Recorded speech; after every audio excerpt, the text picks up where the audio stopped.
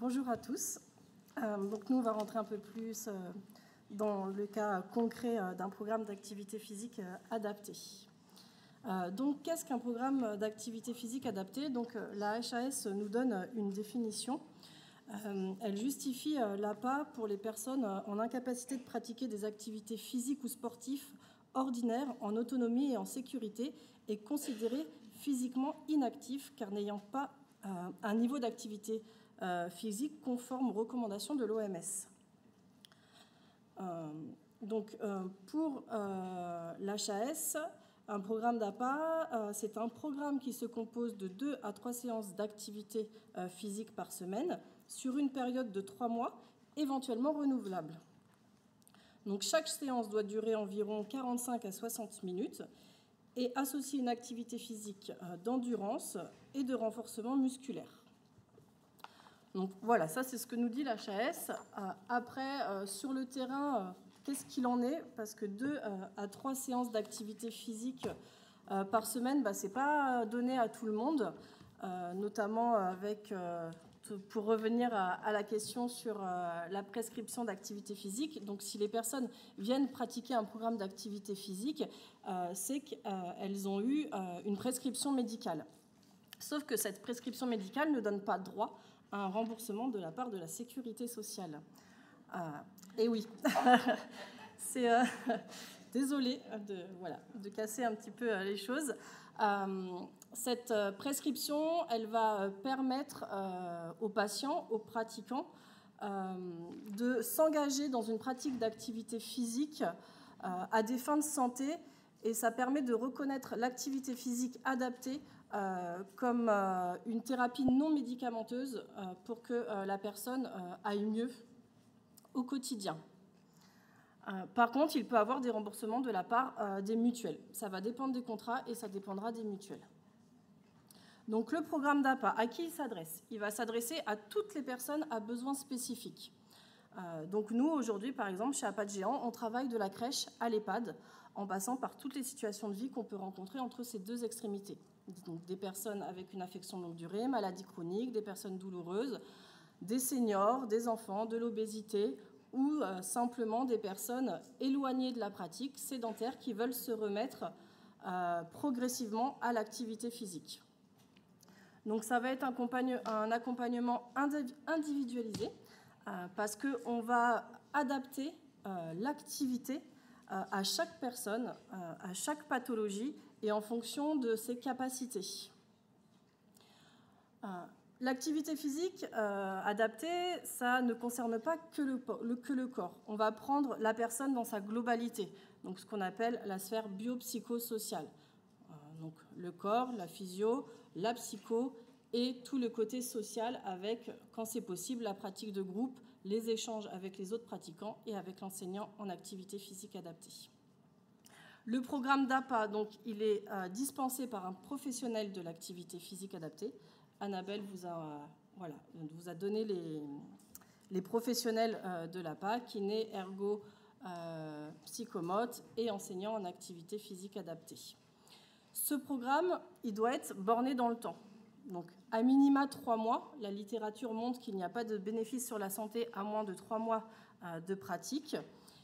Et après, si besoin, ce programme peut être renouvelé en fonction des personnes. S'ils ne sont pas encore assez sécuritaires dans la pratique, pas en confiance et qu'ils ont encore besoin d'un accompagnement par un professionnel de l'APA, on peut renouveler ce programme, cet accompagnement.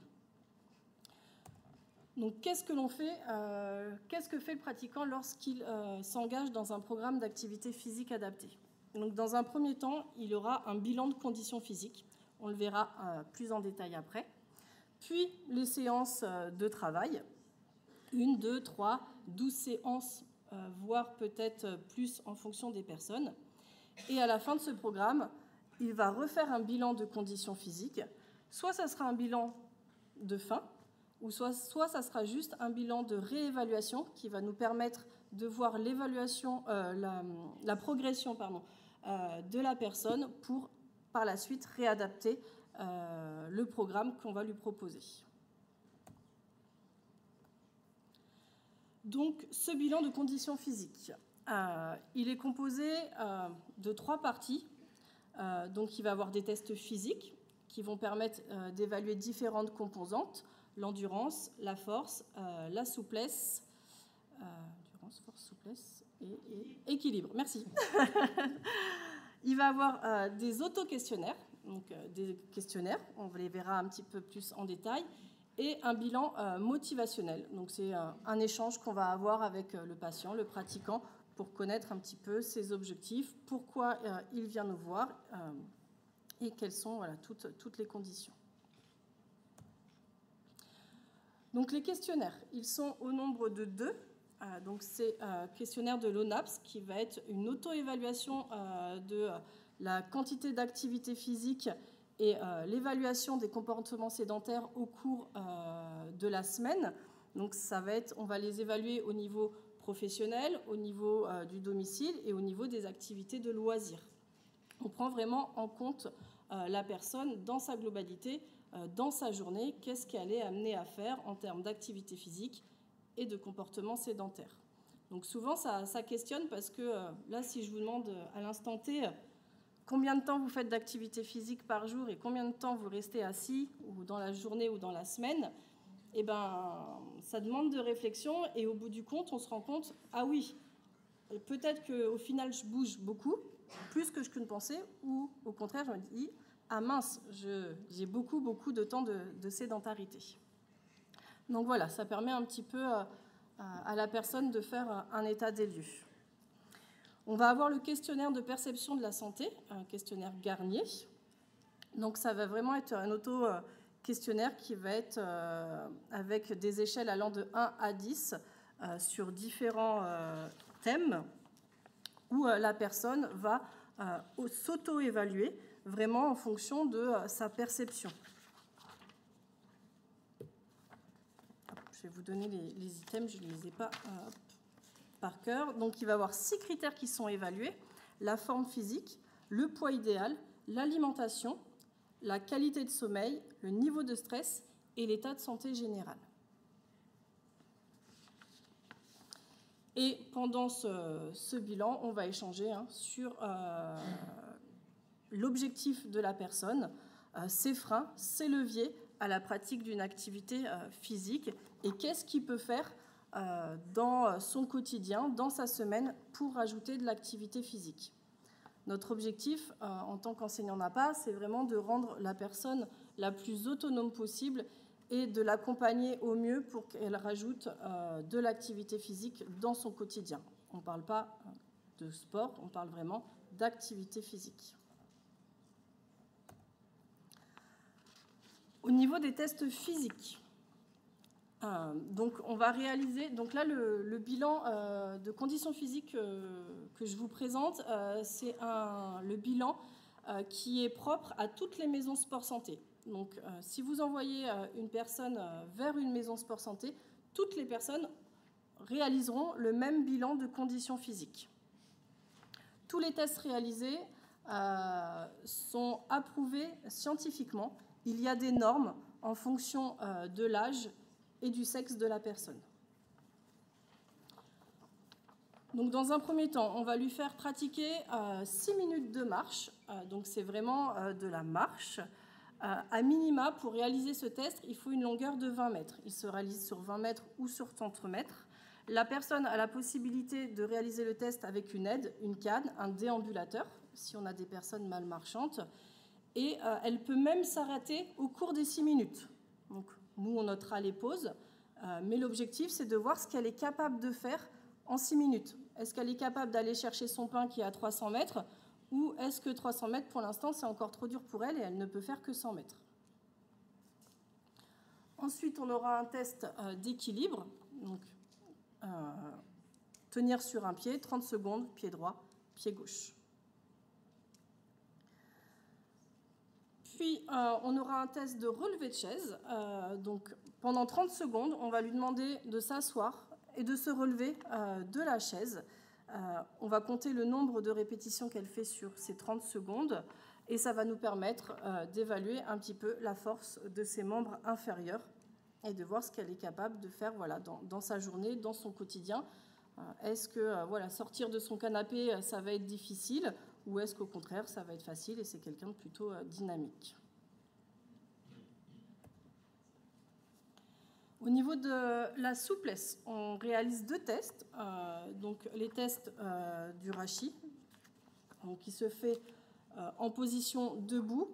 Si la personne est extrêmement souple, cela arrive, on la met sur une petite hauteur pour voir à combien de centimètres elle descend sous ses pieds. Donc ce test est assez important pour nous, notamment sur les douleurs chroniques au niveau du dos, parce que voilà, des raideurs au niveau du rachis peut expliquer, on va dire pas expliquer totalement, mais peut être une des conditions pour lesquelles la personne a des douleurs de dos, ou en tout cas qu'elles sont plus fortes. Puis ensuite, on a un test de souplesse des membres supérieurs, donc, qui va nous permettre d'évaluer la souplesse d'épaule. Donc, vous le voyez sur le petit dessin. On demande à la personne de venir attraper, si elle le peut, ses mains dans le dos.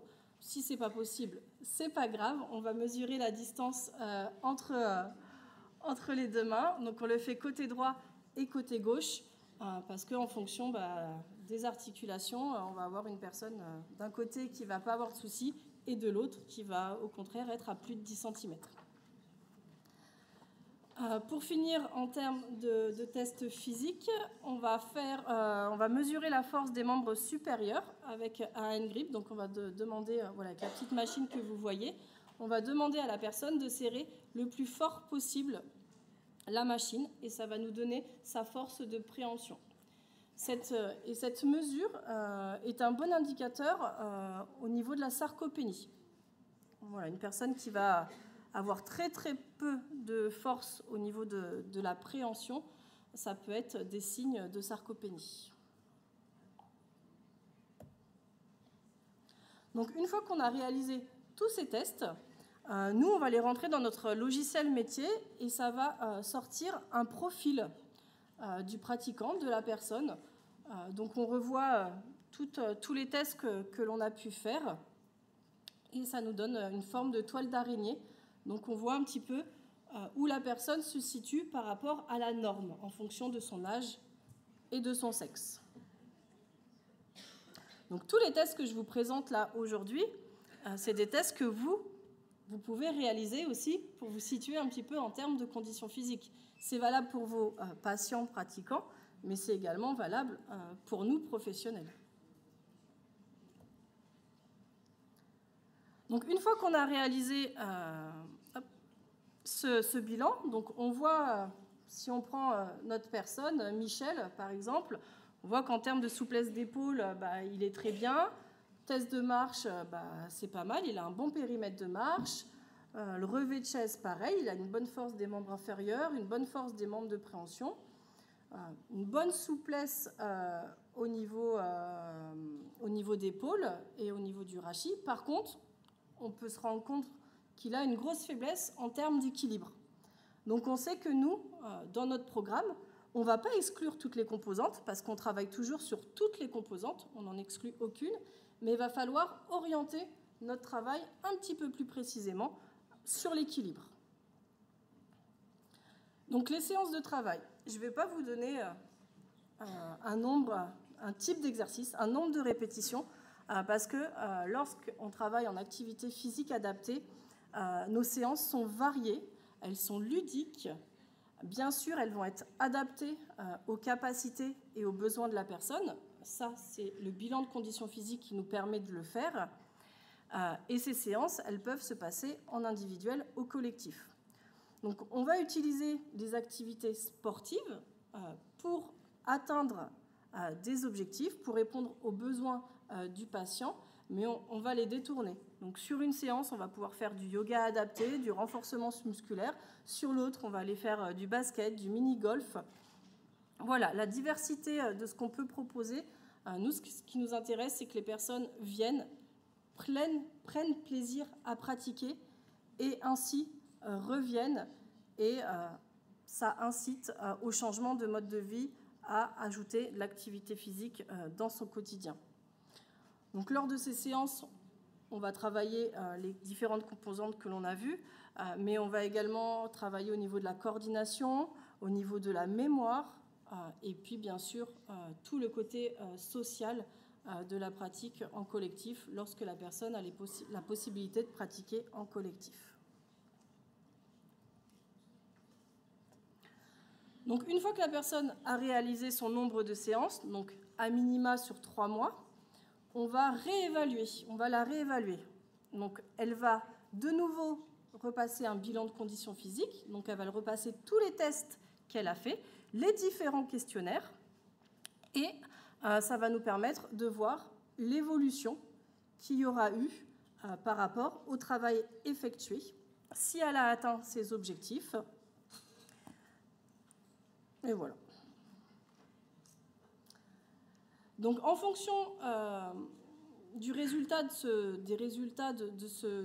ce bilan final, la personne elle aura soit la possibilité il y aura une possibilité de renouveler un programme en activité physique si la personne ne se sent pas encore capable de retourner vers un milieu dit ordinaire, ou si ses objectifs ne sont pas atteints, ou au contraire, ça sera une fin d'accompagnement en termes de programme d'activité physique et on l'orientera vers des clubs sportifs dits sport santé.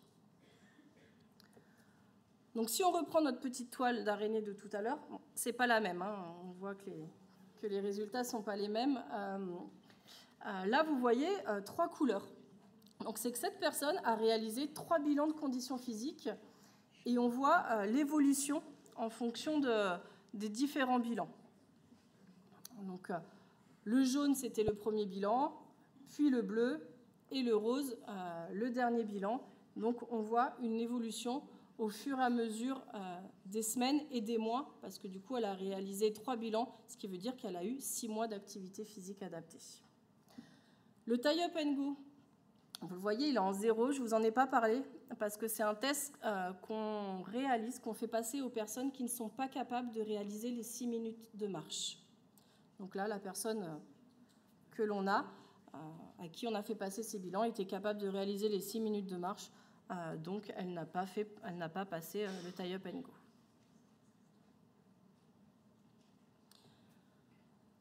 Donc voilà, ça c'est aussi un récapitulatif des bilans, donc des données qu'on peut avoir. On va avoir voilà, un rapport anaérobie.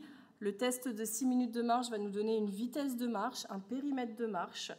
On va prendre les battements, le rythme cardiaque avant, après, pour voir comment le cœur réagit, et après un temps de repos, pour voir si la récupération se fait bien.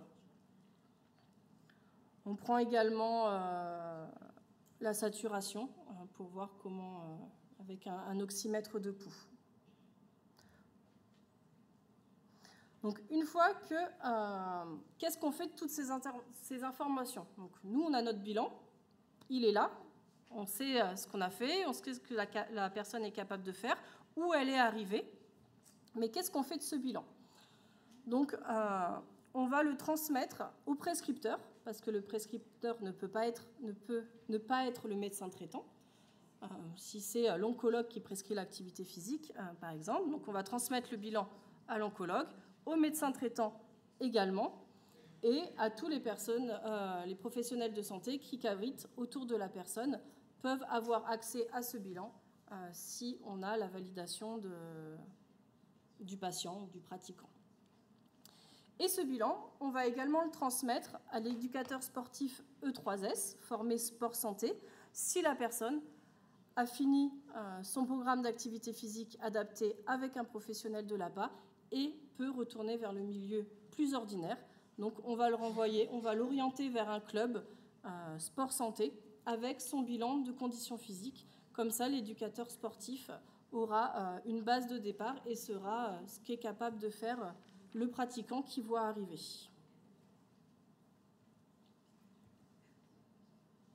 Donc pour les professionnels de santé, quelle information transmettre? Donc Annabelle en a parlé avec la prescription d'activité physique, mais qu'est-ce qu'on en fait? Donc on peut l'orienter vers les maisons sport santé, où vous allez trouver des professionnels de l'activité physique.